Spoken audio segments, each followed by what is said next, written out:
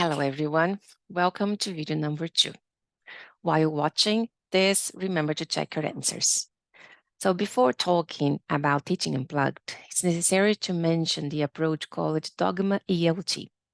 It has its roots in an article written by Scott Thurbury. In this article, he mentioned the film movement Dogma 95, in which everybody involved in filmmaking decided not to depend anymore on special effects or studios. They wanted cinema to be simple again and shoot movies in the original locations. So, for example, if there was a scene in the zoo, they went to the zoo. They didn't want to depend too much on technology as well. And they want to focus on real life stories. So Scott was really inspired by this movement, and he began to think, why don't we have something like this in teaching? Why do we need to depend so much on materials like course books, supplementary materials, videos, and etc.? He wanted to come back to simplicity in teaching. So after that, many teachers got in touch with him. A discussion group was created, and later on, he and Luke Maddings wrote the book Teaching Unplugged in 2009. So Teaching Unplugged is based on this Dogma ELT and has got some principles such as interactivity. So there should be more interaction between teacher and students and between learners, students and students.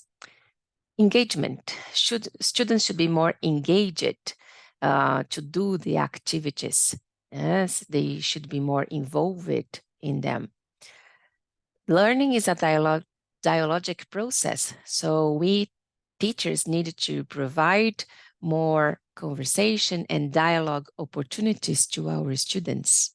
Scaffolding, so teachers should be able to give support and shape learning through the talks.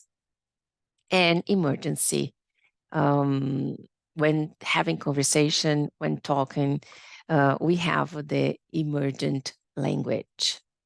Therefore, teaching unplugged is basically conversation-driven, materials light, and focused on emergent language.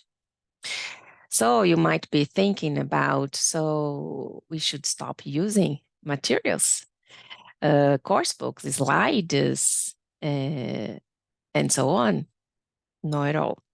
The idea here is to create and offer unplugged moments in your lessons and use the most precious resource that we have in our class, that's our learners. Yeah. As Luke said once, it's about listening to the learners, show real interest in them, and encourage their participation. So on the upcoming videos, I'm going to share with you some of my favorite unplugged activities that I have been using with my groups. And I divided them into categories in the blocks, like Educação Infantil, Anos Iniciais, Anos Finais, and Ensino Médio. I do hope you like them, and remember to always take notes. Thank you.